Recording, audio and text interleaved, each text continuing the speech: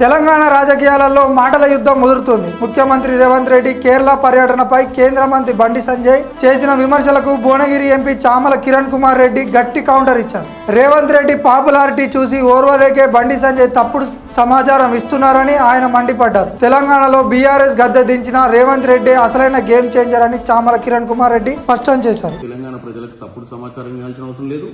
మీకు రేవంత్ రెడ్డి గారి మీద కోపం ఉన్నా, రేవంత్ రెడ్డి గారు ఫేమస్ అయితే మీకు నచ్చకున్నా మా ఎవరికి కూడా దాని మీద పెద్ద ఆబ్జెక్షన్ లేదు.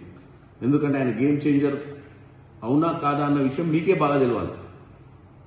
ఎందుకంటే మీరు బీజేపీ అధ్యక్షునిగా ఉన్నారు, రేవంత్ రెడ్డి గారు కాంగ్రెస్ పార్టీలో పీసీసీ అధ్యక్షుడు, కాంగ్రెస్ పార్టీ అధ్యక్షునిగా ఉన్నారు. మరి మీరు చేయలేని పని, మీరు బీఆర్ఎస్ పార్టీని గద్దె దింపే పనిలో విఫలమయ్యారు, రేవంత్ రెడ్డి గారు సక్సెస్ అయ్యారు. అదే గేమ్ చేంజర్ అంటే. రేవంత్ రెడ్డి గారు తమిళనాడులో కానీ, పాండిచేరిలో కానీ, వెస్ట్ బెంగాల్లో కానీ, అస్సాం కానీ ప్రచారానికి వెళ్ళలేదు. రేవంత్ రెడ్డి గారు స్టార్ క్యాంపెయినర్కి వెళ్ళింది కేవలం కేరళకే. మీకు తెలియకపోవచ్చు, ఏదో మాట్లాడాలని ఇలా మాట్లాడుతుంది ఇక్కడ. కాకపోతే నేను అసలు విషయానికి వస్తాను. మీకు ఇంత పౌరుషం ఉంది, ఇంత పట్టుదల ఉంది, ఏదో మాట్లాడాలని రోజు తాపత్రయపడుతుర్రు. కాళేశ్వరం ప్రాజెక్టు సెప్టెంబర్ 1, 2025 ఈ రాష్ట్ర ప్రభుత్వము సిబిఐ ఎంక్వైరీ అడిగింది. ఇప్పటి మటుకు ఎందుకు దాన్ని మీరు పట్టించుకోవట్లేరు? మీ సహచర మంత్రి కిషన్ రెడ్డి గారు 48 గంటలల్లో మాకు గొప్ప చెప్పండి, మేము తాడో పేడో తేలుస్తామన్నాడు. ఎందుకు తేల్చలేకపోతుర్రు? నెంబర్ 1. నెంబర్ 2, విద్యుత్ కొనుగోలు ఒప్పందాలు, భద్రాద్రి యాదాద్రి పవర్ ప్రాజెక్టులో జరిగినటువంటి అవకతవకలు, అక్రమాల మీద కూడా జస్టిస్ మదన్ బి లోకూర్ గారు ఇచ్చినటువంటి 114 పేజీల రిపోర్ట్ ఉంది.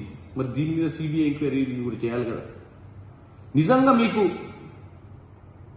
బాగా పట్టుదల ఉండి ఈ రాష్ట్రంలో మీరు నిజంగా జెండా ఎగిరేయాలనుకుంటే, అప్పుడు 10 ఏళ్ళ అధికారంలో ఉన్నప్పుడు నిమ్మకు నీరెత్తిన దోసుకుంటూ పోతుంటే, ఇప్పుడు మేము అడిగి ఈ కాళేశ్వరం మీద, విద్యుత్ కొనుగోళ్ల మీద, ఈ ప్రాజెక్టుల మీద ఉన్న రిపోర్ట్లన్నీ ఇచ్చి సిబిఐ ఎంక్వైరీ చేయమని చేయనికి ఏం సమస్య? మీకు చిత్తశుద్ధి ఉందా లేదా అనేది ప్రజలు కానీ మేము కానీ అడుగుతాం కదా. ఎందుకంటే మా అందరి ఏదైతే ఆలోచన ఉందో, మీరు 8 మంది ఎంపీలు గెలవడంలో బీఆర్ఎస్ పార్టీ హస్తం ఉందని అది వాస్తవం అనిపిస్తుంది.